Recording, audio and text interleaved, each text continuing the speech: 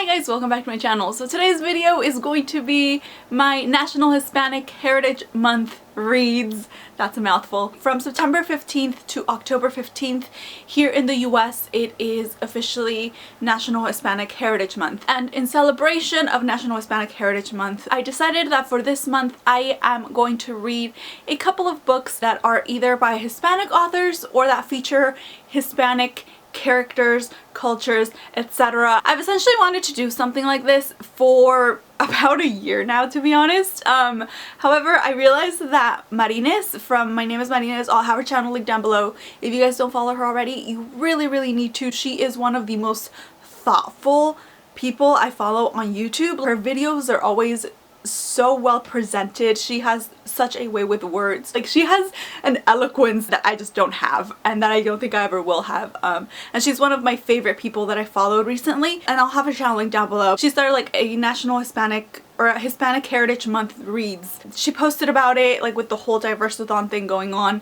and I was like, okay, yeah. I mean, I already had like a couple of books set out to read during this month, but knowing that it's actually like a thing that she started, I was like, yes, I'm participating, I'm doing this, let's do this. I want to try to read more books by Hispanic authors. I want to support more Hispanic authors, and this is just like a perfect opportunity to do so. So I'm gonna share a couple of the books that I'm planning to read this month. I have 4 of them with me here right now, and I do have a few more on the way, which I will get to at the end of the video. The first one I'm gonna get into because I already mentioned in my Diversathon TBR, and that is Zoraida Cordova's Labyrinth Lost. This one is a paranormal fantasy. Primarily follows Alex, who comes from a family of witches. They're brujas. When she finally comes into her powers, she discovers that she is one of the most powerful brujas. However, she really struggles with coming into her powers. It's not something that she particularly likes, that she particularly wants to take a part of. So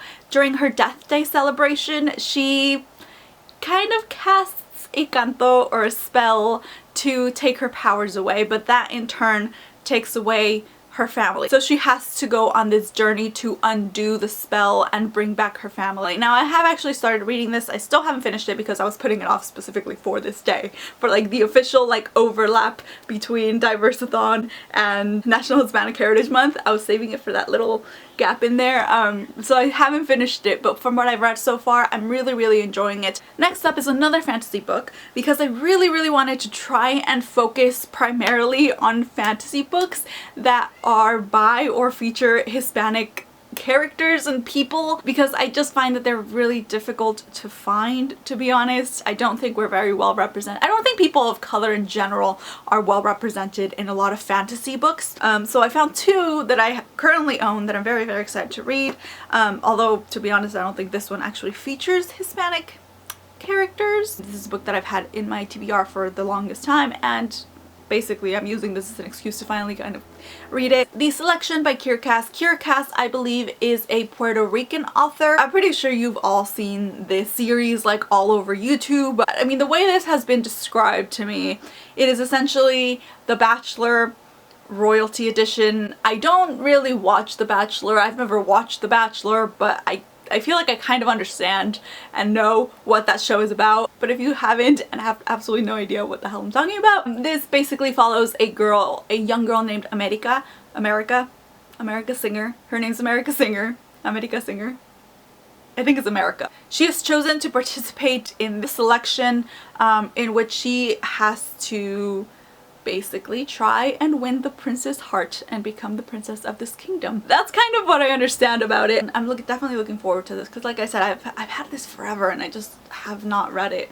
So it's exciting that I finally get the chance with this. Next up is another fantasy series. This one in particular, I believe, is SciFi Zodiac by Romina Russell. Romina Russell is an Argentinian author. It's a sci-fi series. I believe people are separated by their zodiac signs. There's different planets for each astrological sign, and these individual planets are basically houses. So it's like the house of Cancer, the house of Libra. One day, the house of Cancer, which is where our main protagonist lives, gets attacked, and she has to go on this journey, I guess, with other people from other houses to figure out what's going on, and they are battling this huge like ancient threat, which is the 13th sign of the zodiac. I'm not particularly very well versed in astrology, but I do have an understanding that the 13th sign is kind of not a good thing. So it's kind of very interesting to see how she's twisted this and made like a whole new world and kind of based it around that. I'm just very interested. Plus, this is a trilogy that was recently completed, so I feel like if I really do get into this, I can kind of fly through it, which is always a plus. And then last but not least of the books that I have here, Aristotle and Dante Discovered the Secrets of the Universe by Benjamin Alire Saenz, a Mexican-American author. He's very, very well known. Don't think I've ever actually read anything by him, even though I have heard of him a lot. I know my brother is actually currently reading, or was reading something by him for one of his classes last semester. This book, I've been trying to read it, guys, but I specifically saved it for this month. This follows two Mexican-American boys in the late 80s, I believe, here in the US, and it follows their friendship, relationship, their families, as well as their like love, because this does actually feature a LGBT relationship. I've heard amazing things about this. I mean, not only about the characters but also the family relationships. With you guys know, I'm a huge fan of strong family relationships in books, particularly in contemporaries. I find that to be